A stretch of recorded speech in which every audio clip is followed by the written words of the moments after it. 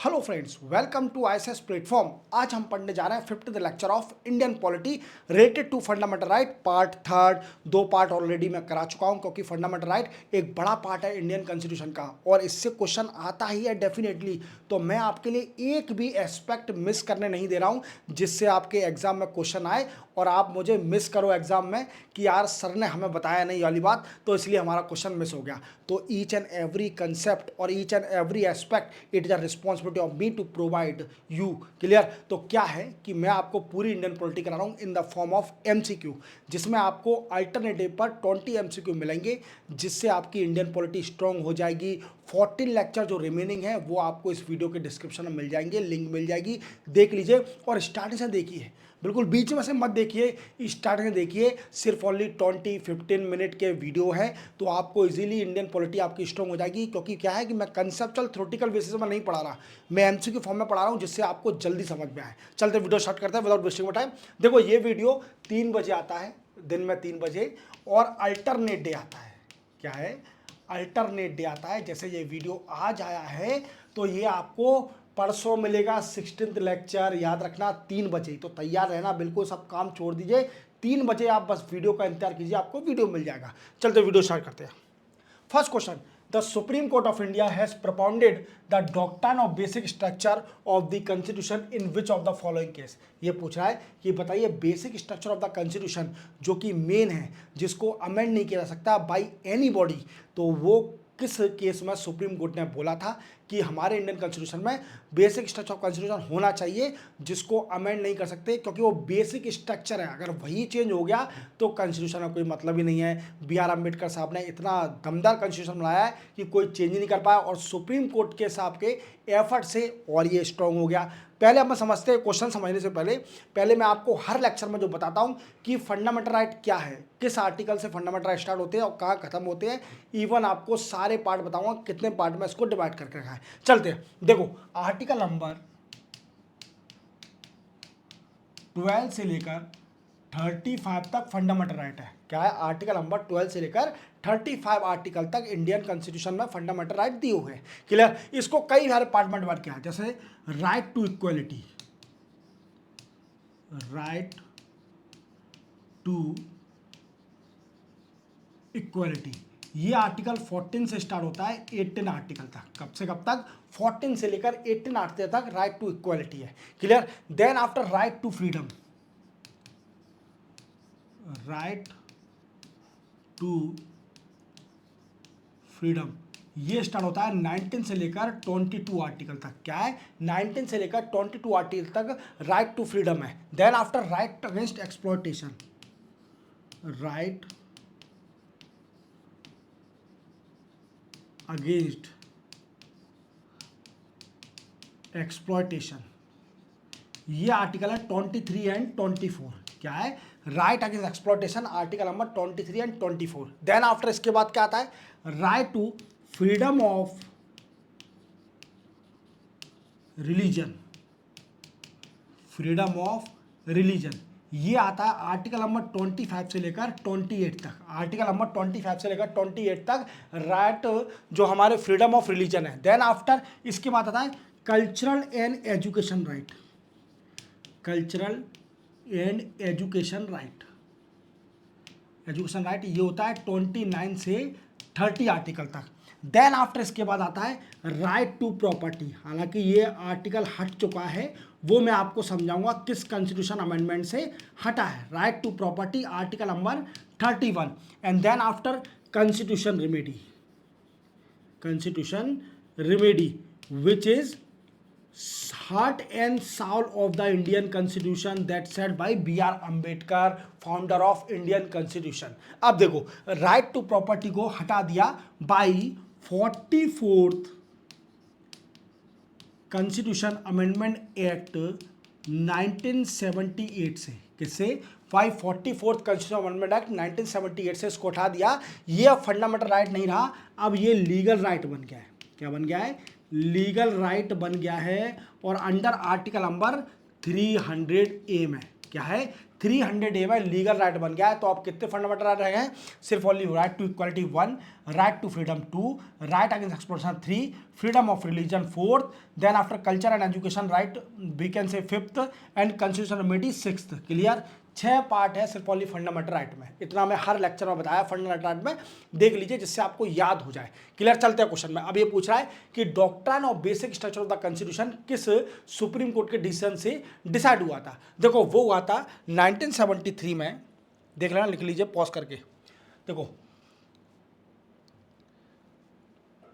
क्या है, देखो 1973 में एक केस हुआ था। कौन सा? केसरवंदनम वर्सेस स्टेट ऑफ केरला। कब? 1973 में। और ये क्या थी? ये 7 जज की बेंच थी, 7 जज बेंच बैठी थी। इसी को देखते हुए इन्होंने डिसाइड किया था कि हमारे इंडियन कॉन्स्टिट्यूशन में बेसिक स्ट्रक्चर ऑफ कॉन्स्टिट्यूशन होना चाहिए। क्लियर? तो याद रखना बिल्कुल, केसरवंदनम स्टेट ऑफ केरला, इसी से डिसाइड हुआ था कि बेसिक स्ट्रक्चर ऑफ कॉन्स्टिट्यूशन होना चाहिए जो कि चेंज नहीं किया जा सकते। क्लियर? तो क्या है इसका answer? C answer, Kesavananda Bharati versus Kerala state. Clear? 1973 year भी याद रखना। चलते बनाएंगे। Right to properties. देखो मैंने अभी बताया कि right to property was removed by 44th constitution amendment act 1978 from the fundamental right and it become a legal right under article number 300A। क्या है? ये लीगल राइट बन गया है आपसे, लीगल राइट। और किससे हटाया? फिर से बताता हूँ, 44th कॉन्स्टिट्यूशन अमेंडमेंट एक्ट 1978। और ये पहले फंडामेंटल राइट में कौन सा आर्टिकल था? तो याद रखना आर्टिकल नंबर 31। अब ये कौन सा आर्टिकल बन गया है? Article number 300A। याद रखोगे? अब ये लीगल राइट बन गया है। चलते बनाएंगे। Why which of the following right to property has been omitted? किस we can say constitution amendment से राइट टू प्रॉपर्टी को फंडामेंटल राइट से हटा के लीगल राइट बना दिया? तो मैं आपको कई बार बता रहा हूँ, 44th constitution amendment act 1978, 44th constitution amendment act 1978 याद रखोगे। चलते बनाएंगे। Indian constitution does not grant which of the following right? ये पूछ रहा है कि इंडियन कॉन्स्टिट्यूशन कौन सा फंडामेंटल राइट नहीं देता है अपन को। देखो राइट टू इक्वालिटी बिल्कुल देता है आर्टिकल नंबर 14 में। Right to peaceful assembly article number 19 clause B में। क्लियर? क्लॉज बी में। Then after right to free movement all over the country, then after article number 19D में। कितना? Article number 19D में है, clause D में। अब देखो right to equal shelter, अगर ये राइट होता तो गरीब लोग भी कैसे किराए के मकान में नहीं रहते, ना फुटपाथ पर रहते। ये हमारे इंडियन कॉन्स्टिट्यूशन में राइट नहीं है। दैट्स वाई गरीब लोग फुटपाथ पर रह रहे हैं कई सारे, और कई सारों के पास मकान नहीं है। यही कारण है। तो गवर्नमेंट क्या कर रही है? ये राइट तो नहीं दे रही है, बट गवर्नमेंट उनके लिए ऐसे कुछ मकान बनाती है जिसको बोलते हैं EWS फ्लैट देते हैं, छोटे साइज के होते हैं। तो इकोनॉमिकली बैकवर्ड सेक्शन के लिए एक फ्लैट होते हैं इवन, तो वो उनको सप्लाई कर रही है, उनको दे रही है। क्लियर? तो जिससे उनको भी शेल्टर मिल सके। क्यों किराया का बर्डन बढ़ाओ गरीब लोगों का? क्लियर? इससे अच्छा है कि मैं चाहता हूं कि इंडिया के अंदर 2 चीज़ पर फोकस करना चाहिए। एक तो अच्छी बात है शेल्टर दे रही है गवर्नमेंट, बहुत अच्छी बात है। इसके साथ साथ जो पॉकेट ऑफ एक्सपेंडिचर हेल्थ पर, उसको भी गवर्नमेंट को रिड्यूस करना चाहिए। गवर्नमेंट खुद रिस्पॉन्सिबिलिटी ले, जैसे आयुष्मान कार्ड बनाया है, बहुत अच्छा इनिशिएटिव है गवर्नमेंट का, जिसमें 5 लाख तक का इंश्योरेंस है। इवन अब तो गवर्नमेंट ने वाया वंदना योजना भी स्टार्ट कर दिया, जिसमें सीनियर सिटीजन को 70+ के सीनियर सिटीजन होंगे उनको आयुष्मान कार्ड दिया रहा है। दिल्ली में भी ये स्कीम स्टार्ट कर दी है, जिसमें 10 लाख तक का इंश्योरेंस है जो सीनियर सिटीजन है, और अच्छा इनिशिएटिव कर रही है, जिससे पॉकेट ऑफ एक्सपेंडिचर रिड्यूस होगा। क्लियर? चलते बनाएंगे। तो क्या है इसका answer? A. Which of the following is not a fundamental right granted by the Indian constitution to the citizen? देखो अभी मैं आपको कुछ बताऊंगा। देखो फंडामेंटल राइट टू सिटीजन और फंडामेंटल राइट टू ऑल, मतलब क्या है, सिटीजन के हिसाब से सिर्फ ओनली कौन कौन से फंडामेंटल राइट है और सभी के पास कौन कौन से हैं। देखो सिटीजन के पास सिर्फ ओनली आप याद रखना कि जिनको एलियन को नहीं दिया जाएगा, व्हाट आई मीन एलियन यहाँ पर मतलब है कि फॉरेनर को नहीं दिया जाएगा ये फंडामेंटल राइट। और कौन से फंडामेंटल राइट दिए जाएंगे, देखो सबसे पहले अपन समझते हैं एक article number right against exploitation, right against discrimination, sorry exploitation नहीं, डिस्क्रिमिनेशन। इसके आर्टिकल 2 हैं, कौन कौन से, article number 15 and 16, article number 15 and 16।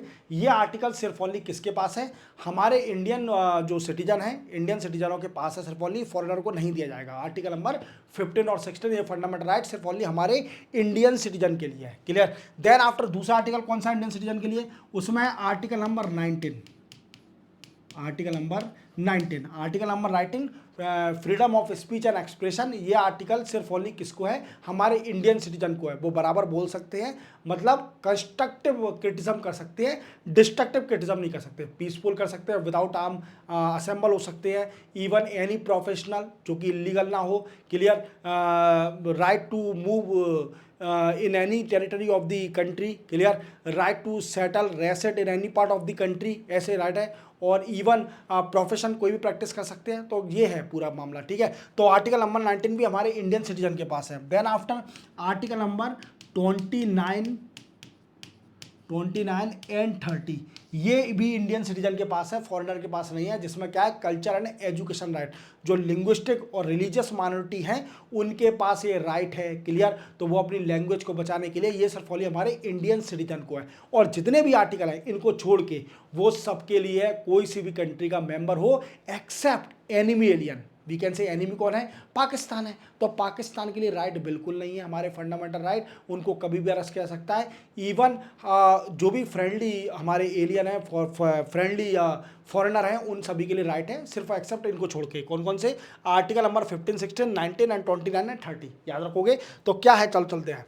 ये पूछ रहा है कि which of the following is not a fundamental right granted by the Indian constitution to the citizen. इसमें से not a fundamental granted by the Indian constitution to the citizen, citizen को कौन सा राइट नहीं दिया गया है। देखो एक तो मैंने ये बता दिया, आगे आएगा ये शायद, ठीक है। Right to settle in any part of the country बिल्कुल है, किसी भी पार्टी का। ये कौन सा है, article number 19 clause settle in any party country. Then after D या शायद ई है, sorry, any part of country move कर सकते हैं, बस राइट टू सेटल वाला, रेसिडेंट सेटल वाला ई है, article number 19 clause E. Then after right to information बिल्कुल नहीं है, राइट टू जेंडर इक्वालिटी बिल्कुल है, राइट अगेंस्ट एक्सप्लॉयटेशन बिल्कुल है, article number 23 and 24। But right to information नहीं है फंडामेंटल राइट। ये क्या है, लीगल राइट है, क्या है, लीगल राइट है। और लीगल राइट है कौन सा, फंडा राइट टू इंफॉर्मेशन, ये कब पास हुआ था हमारे पार्लियामेंट से बिल लीगल राइट बनाने के लिए, ये हुआ था 2005 में। 2005 में जितने भी सिटीजन हैं उन सभी को राइट है कि गवर्नमेंट की कोई भी इंफॉर्मेशन निकाल सकते हैं। बट इसमें कुछ ऐसे क्लॉज हैं जिस पर ध्यान देना पड़ेगा, जैसे integrity of the country, public order, ये सारी चीज़ों को देखते हुए कुछ एक्सेप्शन केस छोड़ दिए और सारे हम इंफॉर्मेशन गवर्नमेंट से निकाल सकते हैं। बट राइट टू इंफॉर्मेशन एक फंडामेंटल राइट नहीं है। Which of the following right is available to all person under Indian constitution. देखो ऐसा कौन सा राइट है जो हर पर्सन के लिए है, इवन फॉरेनर। मैंने बताया था आपको, देखो ये मैं बता चुका हूँ प्रीवियसली, अब मैं फिर से नहीं बताऊंगा, देख लीजिए पीछे जाके क्लियर। क्या है, ये पूछ रहा है कि कौन सा ऐसा आर्टिकल है हमारे फंडामेंटल राइट में जो कि चाहे एलियन हो, चाहे फॉरेनर हो, चाहे इंडियन सिटीजन हो, एक्सेप्ट एनिमी एलियन। याद रखना पाकिस्तान एनिमी है तो उसके लिए नहीं है। तो ऐसा कौन सा आर्टिकल है जो सबके लिए है। देखो राइट अगेंस्ट एक्सप्लॉयटेशन बिल्कुल नहीं है, 15 एंड 16 सभी के लिए नहीं है, क्योंकि ये सिर्फ ओनली इंडियन सिटीजन पे है। Right to liberty article number 21 clear. Culture and education right बिल्कुल नहीं है, 29 एंड 30 सिर्फ ओनली इंडियन सिटीजन पे है, क्लियर। राइट टू लिबर्टी इसमें आर्टिकल नंबर 19 भी इंक्लूड है, क्लियर। तो right to equal protection of the law, मतलब right to equal protection of the law, equal right to equality, ये सभी पे है। आर्टिकल नंबर 14 14 ये सभी पे है, क्लियर, सभी पे है। Right to equality, equal protection of the law, ए बिल्कुल सभी पे है, चाहे एलियन हो, चाहे फॉरेनर हो, चाहे इंडियन सिटीजन हो, एक्सेप्ट एनिमी एलियन। याद रखोगे, सिंपल है, चलते बनाएंगे। Choose the fundamental right available to Indian citizen but not to alien. ये पूछ रहा है कि बताइए कौन सा राइट है जो इंडियन सिटीजन पे है बट एलियन पे नहीं है, व्हाट आई मींस फॉरेनर पे नहीं है। तो देखो, freedom of speech and expression बिल्कुल है, सिर्फ ऑनली इंडियन सिटीजन पे है, ये बिल्कुल भी किसी पे नहीं है, वी कैन से फॉरेनर पे नहीं है, क्लियर, फॉरेनर को नहीं है। Equality for law article number 14 ये सभी पे है, फॉरेनर पे भी है, इंडियन पे भी है, बट एनिमी एलियन पे नहीं है। राइट टू माइनॉरिटी ये सिर्फ ओनली इंडियन सिटीजन पे है, ये किसी पे नहीं है, इंडियन सिटीजन पे है, clear. Protection of life and liberty ये भी है, बिल्कुल सभी पे है, ऑल है। तो देखो इसका आंसर क्या होगा, first and third, first and third कहाँ है, इसमें है ही नहीं option, right of minority, first and third याद रखना, क्लियर, फर्स्ट एंड थर्ड याद रखना। चलते हैं अपन आगे, क्लियर, समझे मेरी बात को, फर्स्ट एंड थर्ड इसका आंसर है, ए है इसका आंसर, याद रखना, मिस्टेक हो सकती है, टेक्निकल टीम ने कर दी होगी। British citizen staying in India can not claim right to. अब ये पूछा है कि ब्रिटिश सिटीजन कौन से राइट पर क्लेम नहीं कर सकती, तो देखते हैं अपन। Freedom of trade and profession बिल्कुल नहीं कर सकती, क्लियर। इक्वालिटी फॉलो कर सकती है, बिल्कुल कर सकती है इस पर claim. Protection of life and person बिल्कुल कर सकती है। फ्रीडम ऑफ रिलीजन बिल्कुल कर सकती है, आर्टिकल नंबर 25, यहाँ पर आर्टिकल नंबर 25 है, क्लियर, आर्टिकल नंबर 25 है, इस पर क्लेम कर सकती है, बट किस पर क्लेम नहीं कर सकती, freedom of trade and profession, इस पर क्लेम नहीं कर सकती, क्योंकि article number 19 we can say clause E, article number 19 सिर्फ ओनली इंडियन सिटीजन पे freedom of speech and expression, clear, इस पर क्लेम नहीं कर सकता कोई भी ब्रिटिश सिटीजन। अगर आ गया यहाँ पर तो freedom of trade and profession article number 19 clause ई दिया है। चलते बनाएंगे। Which of the following has been recognized as a fundamental right by the Supreme Court of India? ये पूछ रहा है कि बताइए कौन सा फंडामेंटल राइट सुप्रीम कोर्ट ने रिकॉग्नाइज किया है। देखो समझते हैं, राइट टू शेल्टर बिल्कुल है, आर्टिकल नंबर 19 में, आर्टिकल नंबर 21 में ये इम्प्लीसिटली मेंशन किया गया है, इम्प्लीसिटली मेंशन किया गया है, जो कि आर्टिकल नंबर 19 रिलेट करता है राइट टू लाइफ से, right to life and liberty ये रिलेट करता है, तो ये इम्प्लीसिटली मेंशन किया right to shelter. Right to travel abroad बिल्कुल आर्टिकल नंबर 21 में भी ये भी इम्प्लीसिट मेंशन किया है, but right to equal pay for equal bar ये फंडामेंटल राइट नहीं है, हमारा ये फंडामेंटल राइट नहीं है, ये डीपीएसपी में दिया हुआ है, क्या है, directive principle of state policy में दिया है, article number 39 I think clause D है, आई थिंक देख लेना एक बार, कंफर्म कर लेना, मुझे ऐसा याद आ रहा है, आर्टिकल नंबर 39 क्लॉज डी है, यही रिलेट करता है equal pay for equal work से, क्लियर। तो इसका आंसर क्या होगा, 1 and 2, क्या है 1 and 2। चलते अपन आगे। The supreme court has held that hosting the national flag atop the private building is a fundamental right of every citizen under. ये पूछ रहा है कि बताइए हर इंडियन सिटीजन को राइट है कि वो अपनी बिल्डिंग के ऊपर हमारे नेशनल फ्लैग, जो हमारा झंडा है, नेशनल फ्लैग तिरंगा है, उसको लहरा सकते हैं, बट सम्मान से। इस बात को भी ध्यान रखना, अगर आपने डिसरिस्पेक्ट करी अगर फ्लैग की, हमारे इंडियन फ्लैग की, तो बिल्कुल it is a cognizable offence, याद रखना ये ऑफेंस है, आपको अरेस्ट किया जा सकता है, तो सम्मान से लहराए। अगर आपका डिसरिस्पेक्ट हो गया, अगर किसी ने रिपोर्ट कर दी, हालांकि ये राइट है, बट अधिकतर लोग नहीं लहरा वीकेंड से नहीं लगाते हैं झंडा भारत का, इसलिए नहीं लगाते हैं क्योंकि डिसरिस्पेक्ट हो सकती है, कभी हमसे गलती से डिसरिस्पेक्ट हो गई तो ये क्या है, हमारे देश का पैट्रोटिज्म के अगेंस्ट है, क्लियर, देशभक्ति हमारे अंदर है, तो हमें खुद अपने अंदर इतनी समझदारी होना चाहिए कि हम अपने नेशनल फ्लैग को डिसरिस्पेक्ट ना करें, सम्मान करें। उसका मतलब देखो, आप पंछी आते हैं कई सारे, उसको फाड़ सकते हैं नेशनल फ्लैग को, इवन उस पर यूरिन कर सकते हैं, कुछ भी कर सकते हैं, एस्क्रीटा कर सकते हैं, तो कई सारी उसकी डिसरिस्पेक्ट हो सकती है। तो इसलिए क्या है कि एक और बात है, जैसे कोई ओकेशनल डे है, 15 अगस्त है या 26 जनवरी है, तब अपने बिल्डिंग पे झंडा लगा लो भारत का, तो दैट इज सफिशिएंट, क्लियर। फिर उसका सम्मान से उतारो, उसकी घड़ी करो सम्मान से और हाथ जोड़ के उसे रख दो, क्लियर। तो क्या है कि ये पूछा कि किस आर्टिकल में इंडियन इंडियन फंडामेंटल राइट में हमको राइट है कि हम देश का झंडा अपनी बिल्डिंग पे लगा सकते हैं। तो ये article number 19 first clause A क्या है, 19 क्लॉज ए सब 19 क्लॉज 1 सब क्लॉज ए इसमें दिया है ये कि हम अपना नेशनल फ्लैग अपनी बिल्डिंग पर लगा सकते हैं, बट सम्मान से। क्लियर, यार हाथ जोड़ के आपसे रिक्वेस्ट है सम्मान से लगाएं, अगर सम्मान नहीं कर सकते तो उसको सम्मान से रख दें, बिल्कुल माना लगाएं। क्लियर, क्योंकि डिसरिस्पेक्ट हो गई तो it is a cognizable offence. Which of the following fundamental right is not available to foreign citizen, ये पूछ रहा है कि फंडामेंटल राइट कौन से फॉरेन सिटीजन के लिए नहीं है। तो देखो मैंने बताया था article number 19, article number 15, 16, we can say 29 and 30, ये फंडामेंटल राइट सिर्फ ओनली इंडियन सिटीजन पे है और कोई आर्टिकल, सारे आर्टिकल फॉरेन सिटीजन पे। क्लियर, तो देखो इक्वालिटी फॉर लॉ बिल्कुल है, बिल्कुल है। Right to freedom of expression बिल्कुल नहीं है। क्लियर, आर्टिकल नंबर 19 सिर्फ ओनली इंडियन सिटीजन पे है। Clear, right to freedom of life बिल्कुल है। क्लियर, राइट अगेंस्ट एक्सप्लॉयटेशन बिल्कुल है। तो इसका आंसर है बी, हमारे इंडियन सिटीजन पे है सिर्फ ओनली आर्टिकल नंबर 19, फॉरेनर पर बिल्कुल नहीं है। चलते बनाएंगे।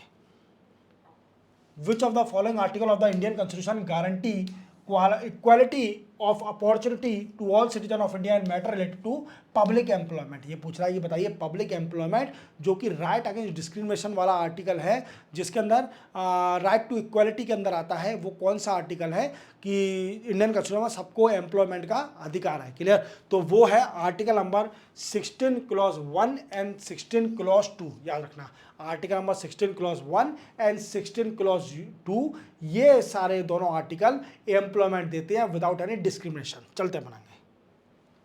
The provision of reservation of OBC is made in the constitution under which article, ये पूछ रहा है कि बताइए किस आर्टिकल में ओबीसी को रिजर्वेशन दिया है। तो वो है article number 15 clause 4 and article number 16 clause 4। अब देखो 15 क्लॉज का कहता है स्टेट को पावर देता है कि स्पेशल प्रोविजन बनाए फॉर सोशली और एजुकेशनली बैकवर्ड शेड्यूल कास्ट और शेड्यूल ट्राइब। क्या इस आर्टिकल नंबर 15 क्लॉज 4 कहता है कि शेड्यूल कास्ट और शेड्यूल ट्राइब के लिए वी कैन से जो कि सोशली और एजुकेशनली बैकवर्ड है उनके लिए स्पेशल प्रोविजन दे। क्लियर, और आर्टिकल नंबर 16 क्लॉज 4 क्या कहता है, ये कहता है कि अदर बैकवर्ड कास्ट जो कि ओबीसी है, अदर बैकवर्ड कास्ट के लिए रिजर्वेशन दे, स्पेशल प्रोविजन दे to the socially and educationally backward of the other backward class. समझ गए मेरी बात को? चलते बना के।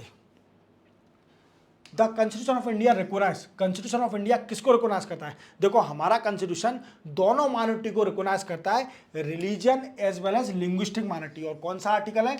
Article number 29 and 30। देखो आर्टिकल नंबर 29 क्या कहता है? आर्टिकल नंबर 29 कहता है कि उनको जो कि लैंग्वेज स्क्रिप्ट उनकी डिफरेंट है उन माइनॉरिटी को बचाना है। और आर्टिकल नंबर 30 रिलीजियस माइनॉरिटी को बचाना, उनके एजुकेशन का राइट हो इनके पास। क्लियर, तो आर्टिकल नंबर 20 और 30 रिलीजियस और लिंग्विस्टिक माइनॉरिटी दोनों माइनॉरिटी को प्रोटेक्ट करता है, फंडामेंटल राइट देता है। चलते अपन आगे। Right to education to all citizen between the age group. देखो राइट टू एजुकेशन आपको मालूम है हमारे फंडामेंटल राइट है। क्लियर, ये फंडामेंटल राइट कब बना देता है ये भी आपको बताऊंगा। क्लियर, अब देखो क्या है राइट टू एजुकेशन, कौन सा आर्टिकल है? आर्टिकल नंबर 21A, याद रखना 21 है राइट टू लाइफ और 21A है राइट टू एजुकेशन। अब ये कौन से एक्ट से ऐड हुआ था? तो देखो 86 कॉन्स्टिट्यूशन अमेंडमेंट एक्ट 2002 से ये फंडामेंटल राइट बन गया था। इवन इसके लिए बिल भी पास किया गया। कब? We can say right to free and compulsory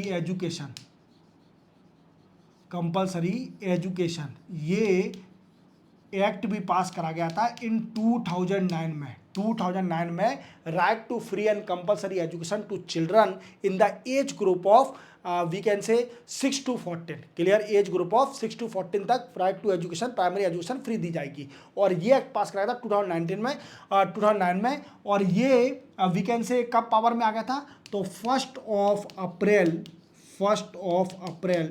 2010 में ये पावर में आ गया था, याद रखना। तो कौन सा आर्टिकल है, देखो फंडामेंटल राइट है, फंडामेंटल राइट।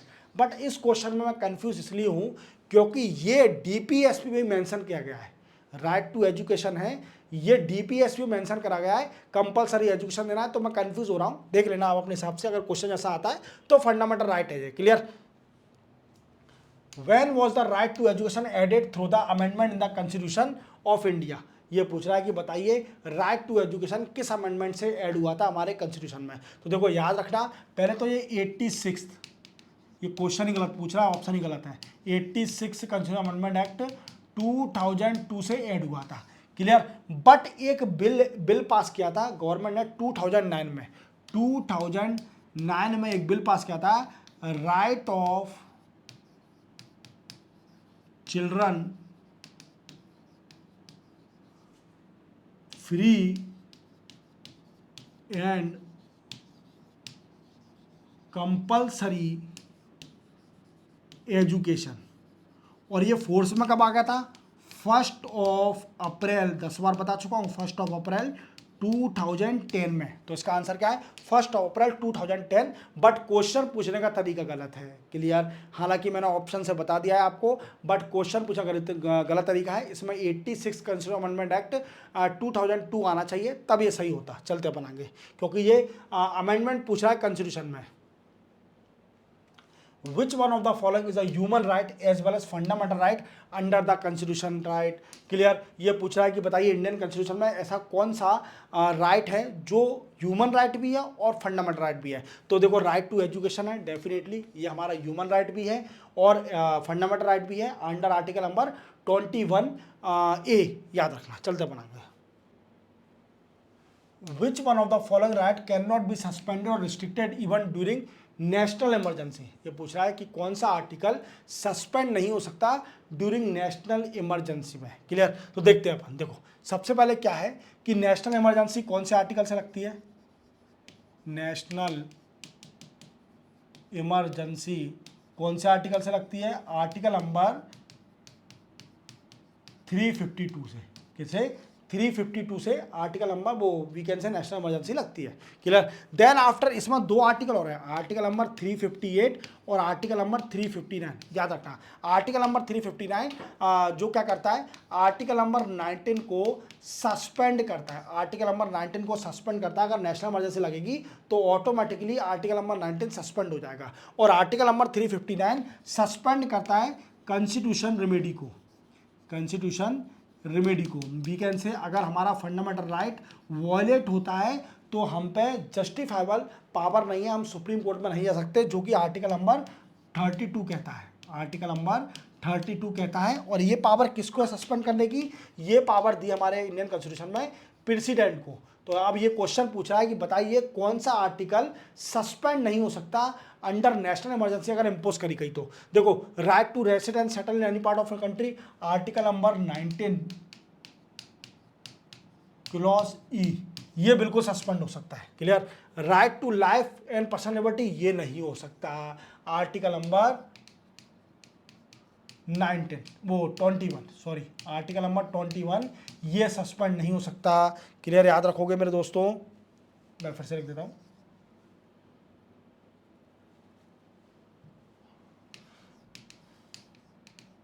आर्टिकल नंबर 21 ये सस्पेंड नहीं हो सकता नेशनल इमरजेंसी में। Right to move freely throughout the territory of India, article number 19 clause D ये सस्पेंड होगा बिल्कुल। Right to carry on any profession of business, article number 19 clause F, याद रखोगे क्लॉज एफ ये भी suspend हो सकता है। But article number 21 right to life and personal liberty ये सस्पेंड नहीं हो सकता नेशनल इमरजेंसी में, याद रखना। चलते अपन आगे। और आर्टिकल नंबर 20 भी सस्पेंड नहीं हो सकता, याद रखना, क्लियर। चलते अपन। The word Hindu in article 25 of the constitution of India does not include. देखो हिंदू वर्ड के अंदर कौन कौन सी we can say religion include नहीं है, बुद्धिस्ट है बिल्कुल है, जैन है, सिख है, ये सारे हिंदू हैं। बट पारसी हिंदू नहीं है, क्या है, पारसी हिंदू नहीं है, ये हमारे हिंदू में नहीं आते पारसी, क्लियर, याद रखना। चलते बनाएंगे।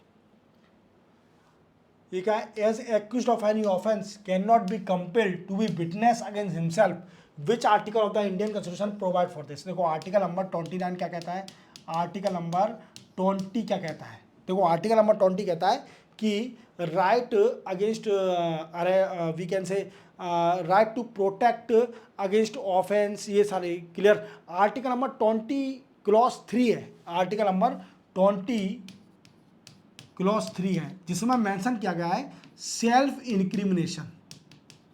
क्या है? Self incrimination, compel self incrimination. और आर्टिकल नंबर 20 क्लॉज 1 कहता है रेट्रोस्पेक्टिव पनिशमेंट। वी कैन से अगर कोई ऑफेंस किया है और वो ऑफेंस ही नहीं है, कोई ऐसा कानून ही नहीं है, तो उसकी सजा नहीं मिल सकती। Then after article number 20 clause 2 कहता है डबल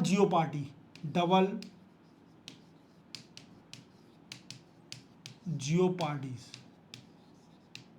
क्लियर? तो इसमें क्या है कि किसी भी एक ऑफेंस के लिए 2 बार सजा नहीं मिल सकती, याद रखना।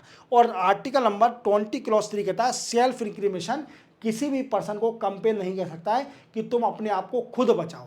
उसको we can say legal adviser ले सकता है, वकील कर सकता है, तो सबको राइट है। क्लियर? याद रखना ये आर्टिकल। तो आर्टिकल नंबर 20 क्लॉज 3 है जो सेल्फ इंक्रिमिनेशन से रिलेट करता है, कंपेल नहीं करा जाएगा किसी पर्सन को कि तुम अपने आप को खुद बचाओ। क्लियर? समझे मेरी बात को? तो इसी के साथ ये भी 15th लेक्चर कंप्लीट होता है। चैनल को सब्सक्राइब और बेल आइकन प्रेस करना ना भूलना। और सुनो मेरी बात ध्यान से, अब है ना रिमेनिंग लेक्चर इस वीडियो के डिस्क्रिप्शन में पड़े हुए हैं, जो 14 लेक्चर मैं करा चुका हूँ। इवन अब हम मिलेंगे परसों 16 लेक्चर के साथ 3 बजे। याद रखना, ये समय याद कर लीजिए, बिल्कुल कंटस्ट कर लीजिए। मैं आपको पूरे वीडियो का समय बता देता हूँ। मेरा सुबह 6 बजे आता है एमसीक्यू का वीडियो, जिसमें आपको करंट अफेयर के एमसीक्यू कराए जाते हैं। 10 बजे सुबह आता है, जिसमें मैं आपको Hindu newspaper, Indian express, PIB की इंपॉर्टेंट न्यूज़ पढ़ाता हूँ। क्लियर? देन आफ्टर 3 बजे आपको इंडियन पॉलिटी अल्टरनेटिव में मिलेगा। क्लियर? और इसके साथ बीच में मैं शॉर्ट बनाता हूँ, वो 11 बजे, सुबह 11 बजे आता है शॉर्ट का वीडियो, जिसमें इंपॉर्टेंट शॉर्ट बना देता हूँ। कोई भी जैसी कोई इंपॉर्टेंट इन्फॉर्मेशन लग रही है जिससे आपको मिल जाए, 11 बजे मिलता है। 12 बजे या सुबह 9 बजे आपको एक शॉर्ट वीडियो मिलता है, जिसमें मैं आपको बताता हूँ कि 10 बजे जो मेरा वीडियो आएगा हिंदू इंडियन एक्सप्रेस का, उसमें मैं आपको क्या पढ़ाने वाला हूँ। या तो वो 9 बजे मिल जाएगा, अगर मैं सुबह जल्दी फ्री हो गया तो मैं सुबह 9 बजे डाल दूंगा, या फिर आपको 12 बजे मिलेगा। हालांकि वीडियो आपको 10 बजे मिलेगा, बट 12 बजे शॉर्ट भी मिल सकता है, जिससे आपको पता चल जाए कि हाँ ये इंपॉर्टेंट न्यूज़ है। क्लियर? तो समझे? और बीच बीच में जैसे कभी एडिटोरियल बनाए तो आपको दिन में या शाम को कभी भी मिल सकता है। क्लियर? मिलते हैं हम परसों, तब तक के लिए जय हिंद। मतलब सुबह मिलेंगे। क्लियर? इस वीडियो के लिए परसों मिलेंगे।